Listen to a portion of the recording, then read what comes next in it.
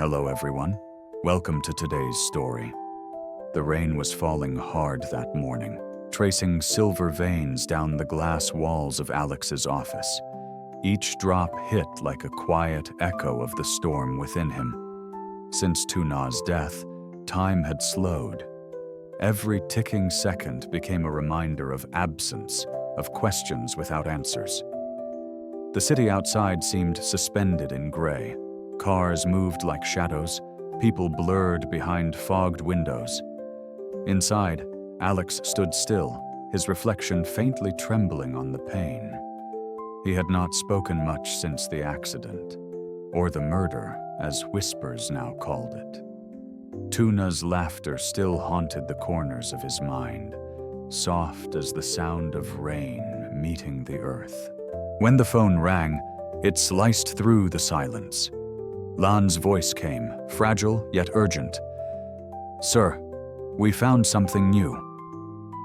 And suddenly, the storm outside didn't seem so distant anymore. Don't forget to like and subscribe. The truth is just beginning to unfold. The receiver trembled slightly in Alex's hand. Lan's words came through, uneven and fragile. "It was Min, sir. The same Min you trusted." Silence swallowed the office whole. Outside, the rain lashed harder against the glass, like the sky itself was demanding an answer. Min, his right hand, his confidant, the man who built every success beside him, now stood accused of betrayal. The word tasted like iron. Alex's gaze drifted to the framed photo on his desk. Lytuna's smile looked serene, eternal. He could still hear her voice, soft, full of faith. "Believe in people, Alex." But faith was what killed her. He put on his coat and stepped into the corridor. The hum of the fluorescent lights buzzed above him, sterile and cold. Each footstep echoed like a countdown toward something inevitable. Through the glass walls, he saw reflections of their past, meetings, laughter, dreams, all fading into the gray. He stopped at Min's door.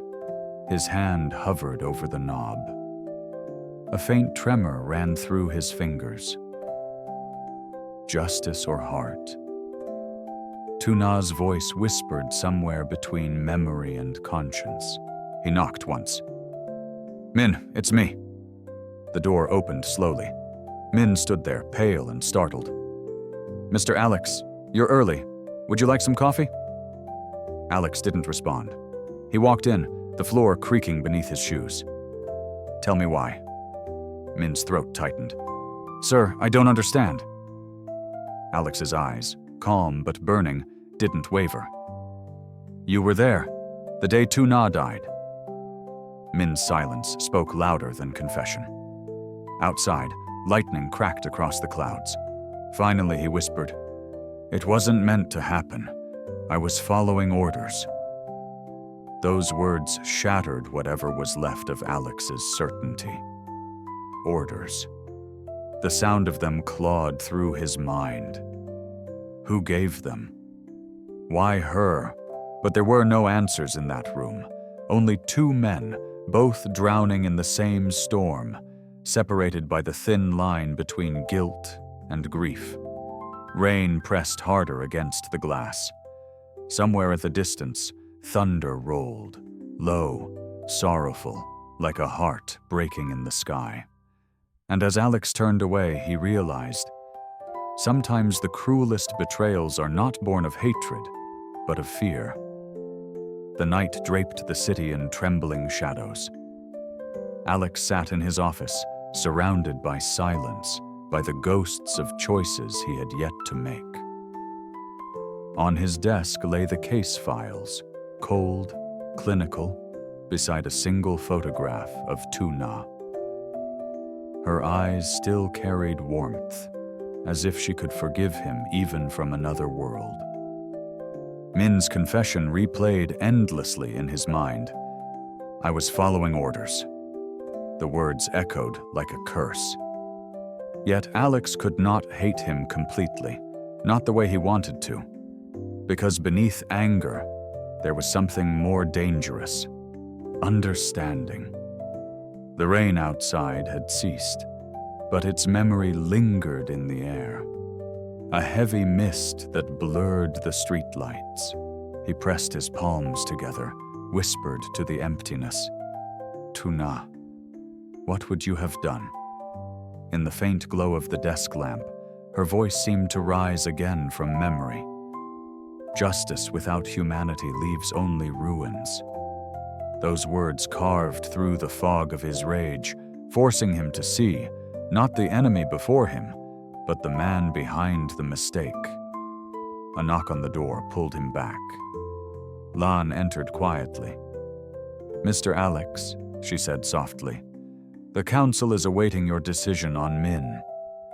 Her tone carried neither judgment nor fear, only quiet concern. He didn't look up.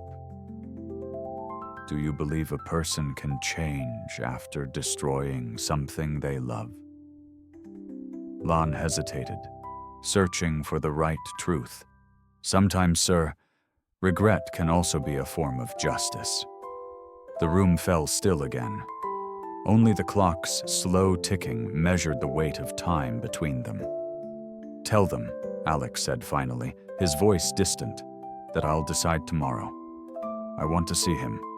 One last time." Lan nodded and left, her footsteps fading into the corridor. Alex leaned back in its chair.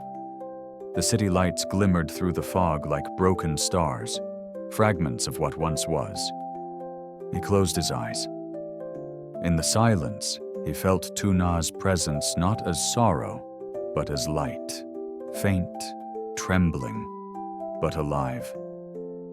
When dawn came, the fog swallowed the skyline. Min sat across from him, hollow-eyed, trembling, his hands clasped like a penitent at confession. "Why, Min?" Alex's voice was barely a whisper. "She trusted you more than anyone." Min's lips quivered. "I didn't mean to hurt her. I was scared. They pressured me. I didn't know how to stop it." Alex turned to the window, watching the mist melt under the first touch of light. "A mistake," he said quietly, "that destroyed 2 lives." Min's tears fell freely now. "There are no words that can undo it. I don't want your forgiveness. Just do what's right." Alex looked back at him, anger fading into something gentler, something infinitely sad. "Justice," he said, "isn't just punishment. It's also the courage to face what you've done." The first ray of sunlight crossed the floor, touching both men. And at that moment, everything changed. The air in Alex's office was heavy, almost sacred. Dawn crept in through the blinds, painting thin lines of light across the floor. Min sat across from him, shoulders hunched, hands clasped tight, as if holding on to the last thread of strength. "Why, Min?" Alex's voice was steady, but beneath it, grief trembled like an unspoken scream. "She trusted you more than anyone." Min's lips quivered. "I didn't mean to hurt her. I was scared. They forced me, and I didn't know how to stop it." A long silence. The kind that stretches beyond sound, where only the beating of hearts and guilt can be heard. Alex rose from his chair and walked to the window.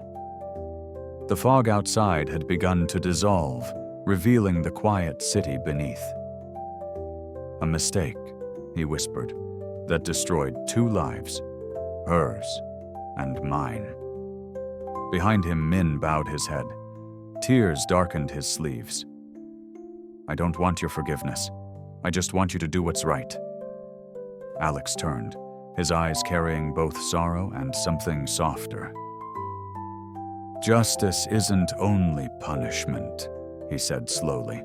It's also the courage to face the truth, to bear it, not escape it. He opened a folder on his desk and slid a document forward.